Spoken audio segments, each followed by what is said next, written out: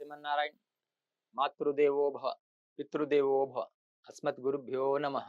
శ్రీ శ్రీ శ్రీ ఇదండి చిన్న శ్రీమన్నారాయణ రామానుజ జిఆర్ స్వామి వారి పాదపద్మాలకు నమస్కరిస్తూ, భగవద్బంధుల్లారా, ఎందరో మహానుభావులు అందరికీ వందనాలు. కన్నడలో ఒక పాట ఉంది. ಏಸು ಕಾಯಂಗಳ 84 ಲಕ್ಷ ಜೀವರಾಶಿಯನ್ನು ದಾಟಿ ಬಂದ ಈ ಶರೀರ ತಾನಲ್ಲ ತನ್ನದಲ್ಲ ಆಸೆಯನಗಿಲ್ಲ ಮುಂದೆ బాహోదల్ల అని. 84 లక్షల జీవరాశుల తర్వాత మానవ జన్మ అన్నమాట. తల్లిదండ్రులు జన్మనిస్తారు, గురువు జన్మ లేకుండా చేస్తాడనమాట. అలాంటి గురు పరంపర ఉన్న దేశమే ఈ భారతదేశం అన్నమాట. 2/2/1835లో క్లైవ్ లార్డ్ మెకాలే భారతదేశానికి వస్తాడు. భారతదేశం అంతా పర్యటన చేసిన తర్వాత వాళ్ళ నాన్నకు ఉత్తరం రాస్తాడు. నాన్నగారు, భారతదేశం అంతా పర్యటన చేశాను, I did not find single beggar అని, నాకు ఒక్క అడుక్కునేవాడు దొరకలేదని. అలాంటి ఈ దేశం అన్నమాట. ఈ దేశంలో వ్యభిచారం లేదు, ఈ దేశంలో దొంగతనాలు లేవు, ఈ దేశంలో ఒకటి ఉంది. ఏముంది అంటే గురు పరంపర ఉంది. గురువు ఏం చెప్తే శిష్యులందరూ వాళ్ళ మాటలే వింటారు, వీళ్ళు వేరే వాళ్ళ మాటలు వినరు. అందుకే ఈ దేశం చాలా సమృద్ధిగా ఉంది. ఈ దేశాన్ని నాశనం చేయాలంటే నా దగ్గర ఒక సిస్టమ్ ఉంది, ఇంప్లిమెంట్ చేస్తే 200 సంవత్సరాలు వీళ్ళు కొలాప్స్ అవుతారని ఉత్తరం రాస్తాడనమాట. అదే మెకాలే ఎడ్యుకేషన్ సిస్టమ్ అనమాట. ఒకవేళ ఇంగ్లీష్ భాష వీళ్ళకి నేర్పిస్తే వీళ్ళ భాష మర్చిపోతారు, వీళ్ళ భాష మర్చిపోతే వీళ్ళకి ఒక భావన ఉంది, వీరందరినీ నా వాళ్ళుగా భావిస్తారు. ఆ భావన ఏనాడైతే కొలాప్స్ అవుతుందో ఈ దేశం ఆటోమేటిక్ కొలాప్స్ అయిపోతుందని ఉత్తరం రాస్తాడనమాట. అంతకుముందు భారతదేశంలో 7,50,000 పల్లెటూర్లు ఉన్నాయన్నమాట. 7,32,000 గురుకులాలు ఉండే అనమాట. అందుకే 1835లో అడుక్కునేవాడు లేడు. కానీ ఈరోజు అందరూ అడుక్కుంటున్నారనమాట. ఒకడు గుళ్ళో అడుక్కుంటున్నాడు, ఒకడు గుడి బయట అడుక్కుంటున్నారు. ఇద్దరు రూపీస్ కావాలని అడుగుతున్నారండి. పీస్ కావాలని ఎవరు కోరుకోవట్లేదండి, శాంతి కావాలని ఎవరు కోరుకోవట్లేదన్నమాట. జీవితంలో 4 కష్టమైన పనులంట. చీమకి లిప్స్టిక్ పెట్టలేమంట, దోమకి చీర కట్టలేమంట, ఏనుగుని ఒళ్ళో కూర్చోబెట్టుకెళ్ళమంట, మనిషిని తృప్తి పరచలేమంటండి.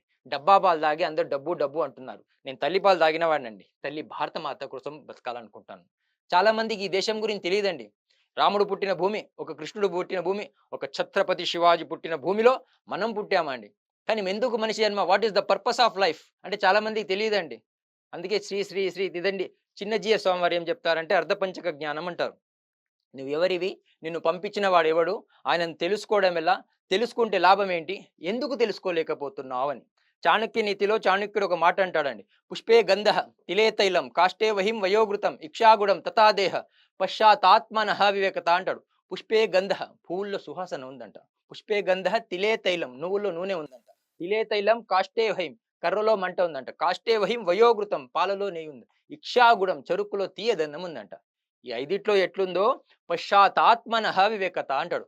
మనలో ఉన్న ఆత్మని వివేకంతో తెలుసుకోవాలన్నమాట. అందుకే మనిషి జన్మ అన్నమాట.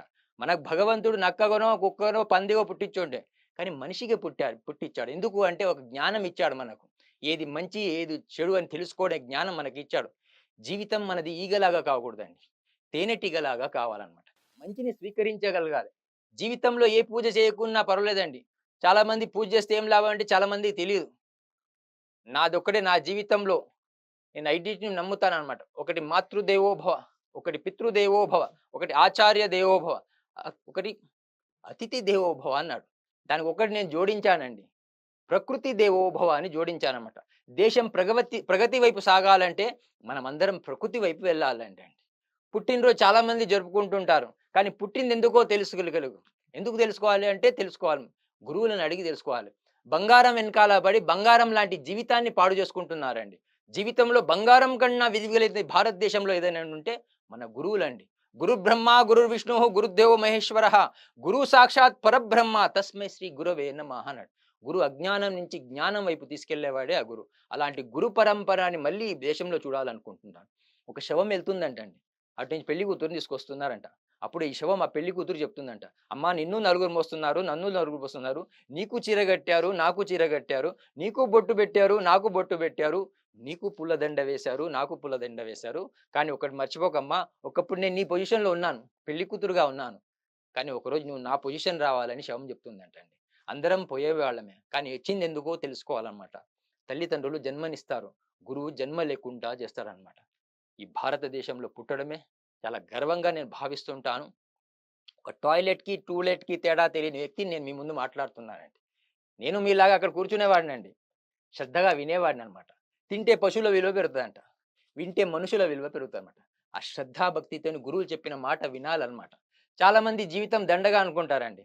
కానీ నేను జీవితం రోజు పండగ అనుకుంటా అన్నమాట. సంసారం మన ఎంబడి రాదంట. సంస్కారం మన ఎంబడొస్తుందంట. స్మరణం చేయాలంట. స్మరణంలో మర్చిపోతే మరణం అన్నమాట. అసతోమ సద్గమయ, తమసోమ జ్యోతిర్గమయ, మృత్యోర్మ అమృతం గమయ అన్నమాట. ఎంట్రుకలు పండుతున్నాయి అంటే టికెట్ ఆర్ఏసీలో ఉందండి. ఎప్పుడైనా కన్ఫర్మ్ అన్నమాట. బర్త్‌డే సెలబ్రేషన్ చేస్తున్నామంటే మనం డెత్ దగ్గరికి వస్తున్నామండి. కానీ ఇది what is the purpose of life అంటే చాలా మందికి తెలీదండి. What is the meaning of life అంటే life itself there is no meaning. God has given opportunity to create the meaning. భగవంతుడు మనకు ఒక అవకాశం ఇచ్చాడు. దేవుడిని నమ్ముకోండి అన్నారండి. ఎక్కడైనా నమ్ముకోండి అని చెప్పారండి? కానీ భగవంతుడిని నమ్ముకునే స్థాయికి ఎదిగాడు.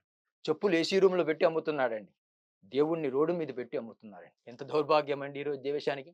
పూర్వీకులు మన ఆలయాలు కట్టారండి. ఎంతెంత పెద్ద ఆలయాలు కట్టారండి. దేనితోని కట్టారండి? శ్రద్ధాభక్తితోని కట్టారండి. ఈరోజు గుళ్ళు చిన్నగా అయిపోయాయండి. భగవంతుడు రోడ్డు మీదకొచ్చేసాడు. ఆ భగవత్ తత్వాన్ని తెలుసుకోవాలి. ఆ గురువుల్ని అడిగి తెలుసుకోవాలన్నమాట. విషయం తెలుసుకోవాలి. విషయం తెలిస్తే జీవితం విశేషంగా ఉంటుందండి. లేకుంటే విషంగా మారిపోతుంది. ఉన్న స్థాయి నుంచి ఉన్నత స్థాయికి ఎదగడమే భారతీయత అన్నమాట. టీచర్ పిల్లవాడిని అడిగిందంటండి. జగన్నాథ్ టెంపుల్ ఎక్కడుంది అని. ఎక్కడుందండి అంటే చాలా మంది చెప్తుంటారు పూరి అని. పిల్లవాడు పూరి అని రాశాడంటండి. ఎనక వాడికి కాపీ కొట్టాలంటండి.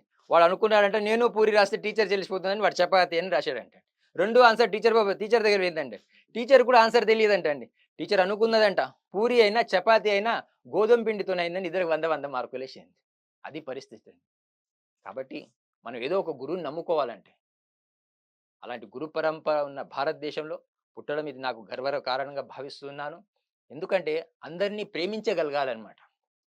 పొద్దున్న లేస్తే కులం ఏది? నువ్వు ఆంధ్రనా? తెలంగాణ? రకరకాల ఈరోజు కొట్లాటలండి. ఒక భగవద్గీత, ఒక ఖురాన్, ఒక బైబిల్ పక్కన పెడితే అవెప్పుడు కొట్టుకోవండి. అది చదువుకున్న వాళ్ళు కొట్టుకుంటున్నారండి. నేను గొప్ప, నాది గొప్ప అని. శరీరంలో ఏ పార్ట్ గొప్పదండి? ఎవరి స్థానాల్లో వాళ్ళు గొప్పవాళ్ళండి. కాబట్టి ఆ భగవంతుడి నామస్మరణ అందరం చేద్దాం. మనిషి జన్మ దేనికోసం అంటే భగవంతుడి నామస్మరణం చేయాలి. 100 పనులు మానేసి భోజనం చేయాలంటండి. 1000 పనులు మానేసి సేవ చేయాలంటండి. 1,00,000 పనులు మానేసి దానం చేయాలంటండి. 1,00,00,000 పనులు మానేసి భగవంతుడి నామస్మరణం చేయాలంటండి. కంఠానికి అందం ఎప్పుడంటే కంఠస్థం రావాలండి. జగజ్జైత్ర కమంత్రేణ రామనామాభిరక్షితం ఎక్కంటే దారయేతస్య కరాస్త సర్వ సిద్ధయ అంటుంది రామరక్షా స్తోత్రం. ఆర్థా విషణ్ణ శిథిలాశ్చ భీతః ఘోరేషు వ్యాధిషు వర్తమాన సంకీర్తన నారాయణ శబ్ద మాత్రం విముక్త దుఃఖ సుఖినో భవంతు అంటుంది విష్ణు సహస్రనామం. అన్ని దుఃఖాల నుంచి బయటపడాలంటే ఆ భగవంతుడి నామస్మరణ ఎప్పుడు నిరంతరం జపిస్తూ ఉండాలన్నమాట. ఆ దిశగా మనం అందరం సాగుదాం. ఈ అవకాశం నాకు హిట్ టీవీ ఛానల్ వాళ్ళు ఇచ్చినందుకు వాళ్ళకు ధన్యవాదాలు చెప్తున్నాను. మళ్ళీ ఎప్పుడైనా అవకాశం ఉంటే మాట్లాడుకుందాం. భారత్ మాతాకి జై.